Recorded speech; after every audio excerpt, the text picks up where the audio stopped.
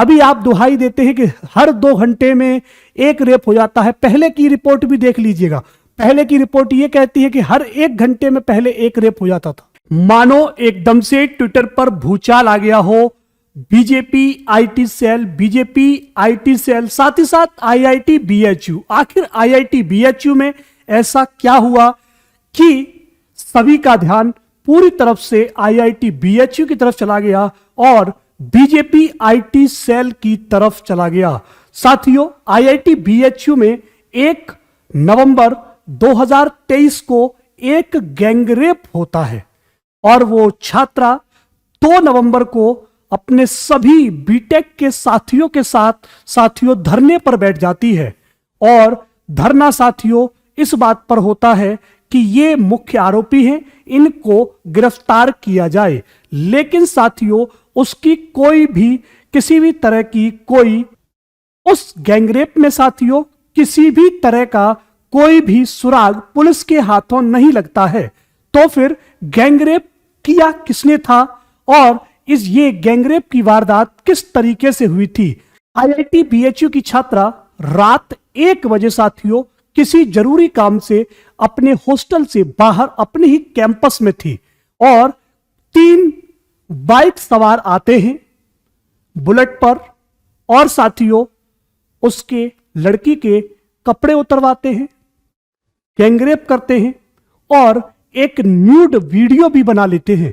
साथ ही साथ उसे यह भी धमकाते हैं कि यदि वह इस बात का जिक्र किसी से भी करेगी तो उसके इस वीडियो को सोशल मीडिया पर पब्लिश कर दिया जाएगा। यह सोचकर साथियों वो जो 3 मुख्य आरोपी थे वे साथियों अपने अपने घर को चले जाते हैं। आधे घंटे तक वो बताते हैं कि वहीं यूनिवर्सिटी के चक्कर लगाते रहते हैं। वो छात्रा अपने हॉस्टल चली जाती है और वो जो 3 आरोपी थे जिनकी मैं बात कर रहा हूं, सब चीजों पर बात करूंगा, वो 3 आरोपी साथियों अपने अपने घर चले जाते हैं। लेकिन जब वो साथियों 2 नवंबर की सुबह जब उठते हैं, देखते हैं कि बीएचयू के कैंपस में धरना हो रहा है, तो साथियों वे उसी दिन वे मध्य प्रदेश में जो चुनाव चल रहे थे विधानसभा के, वे वहां पर जाकर के उन चुनाव में प्रचार प्रसार कराने लगते हैं। 17 नवंबर को साथियों जैसे ही मतदान वहां पर समाप्त होता है, वे साथियों वापस से बनारस आ जाते हैं। अब बात करते हैं कि वो आरोपी कौन है और वो किस पार्टी के समर्थक है। साथियों यहां पर ये जो तीनों के तीनों जो आरोपी थे, वे तीनों आरोपी साथियों बीजेपी आईटी सेल के मेंबर थे। कोई साथियों संयोजक था, कोई सह संयोजक था और कोई साथियों कार्य समिति का सदस्य था। यहां पर साथियों बीते 60 दिनों से लगातार धरना होने के बाद इन मुख्य आरोपियों को पकड़ लिया गया है पुलिस के द्वारा। साथ ही साथ कोर्ट ने साथियों इन्हें रिमांड पर भेजा हुआ है 14 दिन की। अब बात करते हैं एक एक आरोपी को लेकर के साथियों। यहां आरोपी हैं कुणाल पांडे, सक्षम पटेल और आनंद उर्फ अभिषेक चौहान और तीनों के तीनों साथियों बीजेपी आईटी सेल से जुड़े हुए हैं। बीजेपी के मुख्य कार्यकर्ता के तौर पर प्रचार प्रसार करने का काम करते हैं और ये तीनों साथी जब पकड़े जाते हैं तो उस वारदात कब पकड़े जाते हैं साथियों? 31 दिसंबर के दिन को पकड़े जाते हैं। पूरे के पूरे 60 दिन बाद साथियों इनकी पकड़ हो पाती है, इनकी गिरफ्तारी हो पाती है। अब साथियों अब देखना यह है क्या उस छात्रा को न्याय मिल पाएगा या नहीं।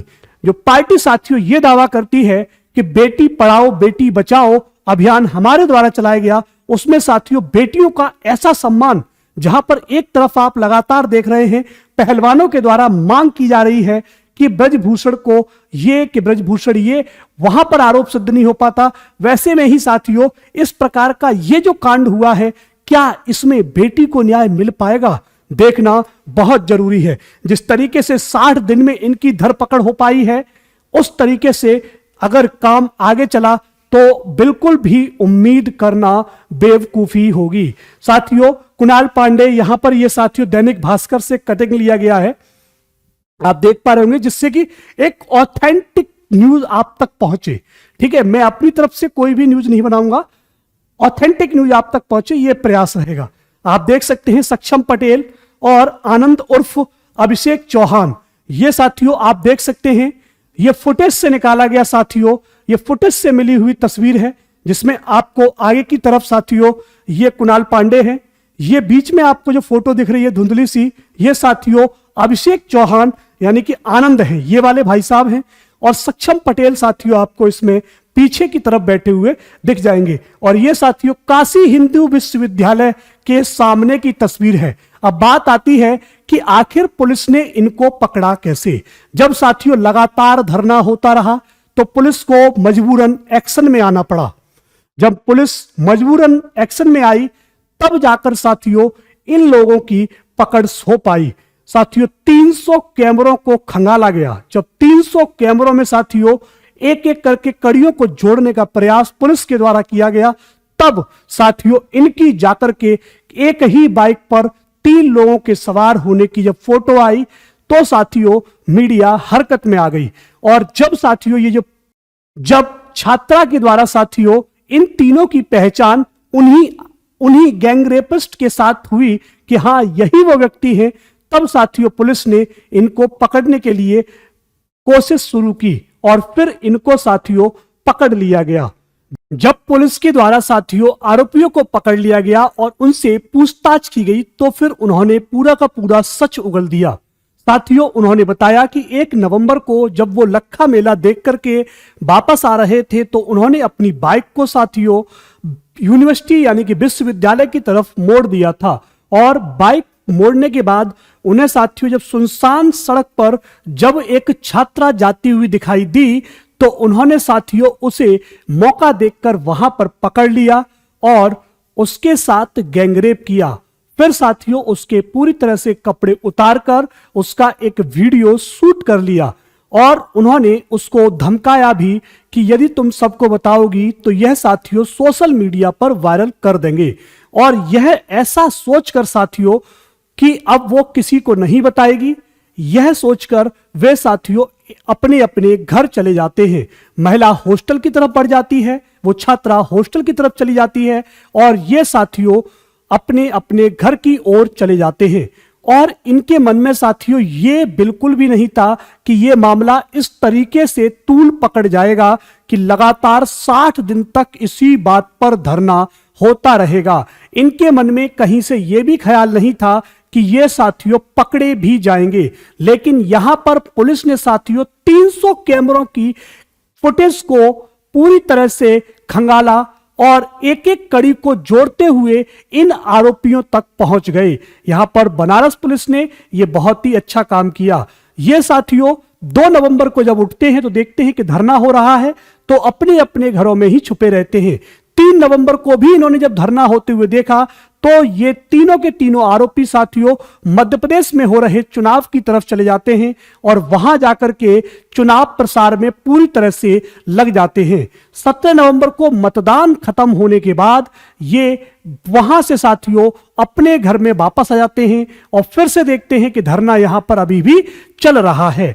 तो इस तरीके से अब इनको थोड़ा थोड़ा डर सताने लगा था। लेकिन यहां पर ये साथियों आप देख सकते हैं इनकी तस्वीर और इसके बाद साथियों मैं वो तस्वीर लेकर आऊंगा कि इनके साथियों किन किन लोगों से किस तरीके के मेल मिलाप हैं उन पर भी चर्चा करेंगे। यहां पर आप देख पा रहे होंगे ये बीजेपी आईटी सेल में तेरी मां तेरी बहन, इस प्रकार के शब्दों को प्रयोग से बचना चाहिए क्योंकि आप अपनी पार्टी को आप सांस्कृतिक पार्टी बताने का काम करते हैं, आध्यात्म की ओर ले जाने का काम करते हैं, तो फिर इस प्रकार के शब्दों के भी प्रयोग से आपको बचना चाहिए। कुछ समय पहले की साथियों यहां पर बात देख सकते हैं कि इंडिया मीडिया ने कहा था कि वो बहुत ज्यादा अपसेट है कि नीतीश कुमार जो कि प्रधानमंत्री का ख्वाब देख रहे हैं और वो सेक्स एजुकेशन की बात करते हैं वो भी खुलेआम।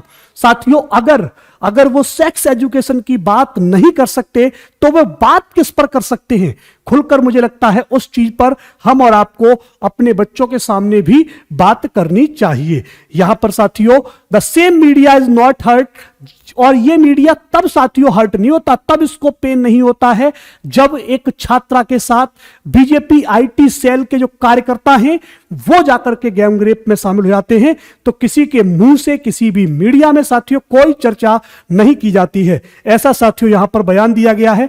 वो साथियों ये चित्र आप देख सकते हैं कि सक्षम पटेल हुए या फिर कुणाल पांडे हुए या आनंद चौहान हुए या अभिषेक चौहान हुए, उनके फोटो हर किसी राजनेता के साथ देख सकते हैं, स्मृति ईरानी जी के साथ देख सकते हैं, योगी जी के साथ देख सकते हैं, मोदी जी के साथ देख सकते हैं। ये सभी फोटो साथियों ट्विटर पर ऐसे वायरल होने लगते हैं जैसे मानो इसी की बाढ़ आ गई हो। ठीक है, जेपी नड्डा जी के साथ भी यहां पर आप फोटो देख सकते हैं। ठीक है, तो यहां पर साथियों ये सभी वो मुख्य आरोपी हैं। देखते हैं कि अब इन पर कब तक कार्रवाई हो पाएगी।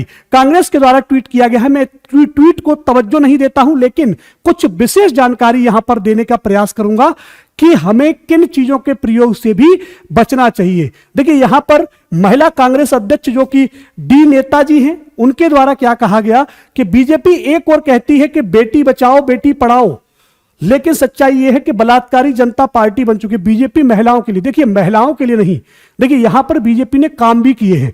उज्ज्वला योजना महिलाओं के लिए लेकर आई, सुकन्या योजना महिलाओं के लिए लेकर आई, बेटी बचाओ बेटी पढ़ाओ योजना महिलाओं के लिए लेकर आई।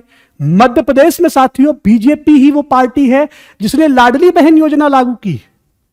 बीजेपी ही वो पार्टी है जिसने हर घर नल योजना चालू की, जिससे कि जो महिलाएं दूर दराज इलाके से पानी लेकर के आती हैं वो उन्हें पानी लेने ना जाना पड़े, उनको असुविधा ना हो। तो इस प्रकार के शब्दों का प्रयोग कोई भी पार्टी ना करे तो ही अच्छा है, क्योंकि बलात्कार उस पार्टी आपकी जब सत्ता थी, आपकी जब सरकार थी तब भी होते थे, है ना। कोई ये नहीं है कि अब अभी होने लगे हैं।